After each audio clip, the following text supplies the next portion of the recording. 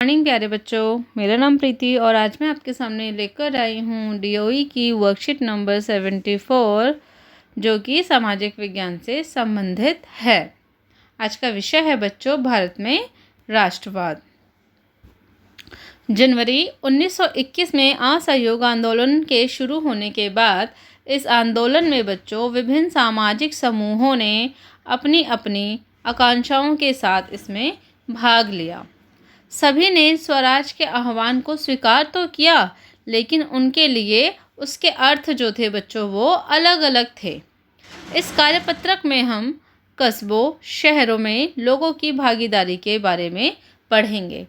तो यहाँ बच्चों हम देखेंगे कि जो असहयोग आंदोलन शुरू हुआ उसमें विभिन्न दलों के लोगों ने, सामाजिक समूहों ने भाग तो लिया असहयोग आंदोलन में, लेकिन सबके अपना अपना स्वार्थ था। अपने अपने इस असहयोग आंदोलन के जो अर्थ थे वो अलग थे। स्वराज जो था सबने स्वीकार तो किया, लेकिन सबकी अपनी अपनी आकांक्षाओं के साथ उन्होंने उसमें भाग लिया। कस्बों, शहरों में असहयोग आंदोलन को अब हम देखेंगे। विभिन्न वर्गों की भागीदारी। आंदोलन की शुरुआत शहरी जो है मध्यम वर्ग के हिस्सेदार के साथ शुरू हुई। हजारों विद्यार्थियों ने स्कूल कॉलेज छोड़ दिए। हेड मास्टरों और शिक्षकों ने इस्तीफे सौंप दिए। वकीलों ने मुकदमे लड़ना बंद कर दिया और ज़्यादातर प्रांतों में परिषद चुनावों का बहिष्कार किया गया। इस प्रकार से हमने प्यारे बच्चों देखा कि इस आंदोलन में विभिन्न लोगों ने चाहे विद्यार्थी हों, उन्होंने स्कूल कॉलेज छोड़ दिए, और जो हेड मास्टर थे, जो शिक्षक थे, उन्होंने अपने पद से इस्तीफे दे दिए, और जो वकील थे उन्होंने मुकदमे लड़ने बंद कर दिए, और ज़्यादातर जो चुनाव थे उनका बहिष्कार किया गया।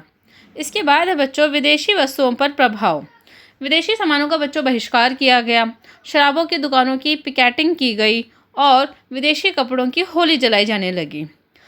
तो यहाँ पे हमने बच्चों एक वर्ड देखा, पिकेटिंग। है हमने पहले भी डिस्कस किया था बच्चों।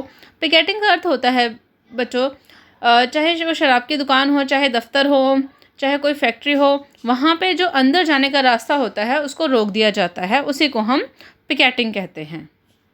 1921 से 22 के बीच विदेशी कपड़ों का आयात जो था वो आधा रह गया था। उसकी कीमत 102 करोड़ से घटकर 57 करोड़ रह गई थी। बहुत सारे स्थानों पर व्यापारियों ने विदेशी चीज़ों का व्यापार करने से इनकार कर दिया। अब क्या होने लगा बच्चों, जो व्यापारी थे उन्होंने विदेशी चीज़ों का व्यापार करना भी बंद कर दिया और आयातित कपड़ों को छोड़कर केवल भारतीय कपड़े पहनने लगे। परिणाम स्वरूप भारतीय कपड़ा मिलों और हथकरघों का उत्पादन जो है बढ़ने लगा। तो हमने जब देखा विदेशी वस्तुओं का जब बहिष्कार करना शुरू किया और आयातित कपड़े को छोड़कर सिर्फ केवल भारतीय कपड़े पहनने लगे, तो हमने देखा जो हमारे भारतीय कपड़ा जो मिल थे, जो हथकरघों का जो उत्पादन था वो कहीं ना कहीं बढ़ने लगा। इसके बाद है बच्चों आंदोलन का धीमा पड़ना। यह आंदोलन धीमा क्यों पड़ा? कुछ समय बाद शहरों में यह आंदोलन कई कारणों से धीमा पड़ने लगा। यहाँ देखेंगे बच्चों हम खादी का कपड़ा मिलों में भारी पैमाने पर बनने वाले कपड़ों के मुकाबले जो है प्राय महंगा होता था और गरीब उसे खरीद नहीं सकते थे। मेन बच्चों ये कारण था, जो खादी का जो कपड़ा था बच्चों वो काफ़ी महंगा पड़ता था और हर कोई उसे यूज़ नहीं कर सकता था। इसलिए कहीं ना कहीं जो ये आंदोलन था वो धीमा पड़ने लगा। आखिर कब तक गरीब जो इंसान है वो इतने महंगे कपड़ों को अफोर्ड नहीं कर सकता था, इसलिए यह आंदोलन कहीं ना कहीं धीमा पड़ना शुरू हो गया। बड़े संस्थानों के बहिष्कार से समस्या पैदा हो गई। वैकल्पिक भारतीय संस्थानों की स्थापना तेजी से नहीं हो पाई। जो हमने सोचा था कि हम भारतीय संस्थानों की जो स्थापना करेंगे वह उतनी तेजी से नहीं हो पाई, इसलिए कहीं ना कहीं ये आंदोलन जो था धीरे धीरे होना शुरू हो गया था। फलस्वरूप विद्यार्थी और शिक्षक सरकारी स्कूलों में लौटने लगे दोबारा से, और जो वकील थे वो भी अदालतों में उन्होंने जाना शुरू कर दिया। इसके बाद है बच्चों हम प्रश्नों की ओर चलेंगे। कस्बों, शहरों में विभिन्न समूहों ने असहयोग आंदोलन में किस प्रकार भाग लिया? यह आंदोलन क्यों धीमा पड़ने लग गया? इसका आंसर रहेगा बच्चों, कस्बा शहरों में बच्चों जो है यह जो इसकी शुरुआत हुई थी जो बच्चों ये शहरी मध्यम वर्ग के साथ हुई थी और हज़ारों विद्यार्थियों ने स्कूल कॉलेज छोड़ दिए थे। स्कूल जो कॉलेज थे वो छोड़ दिए थे।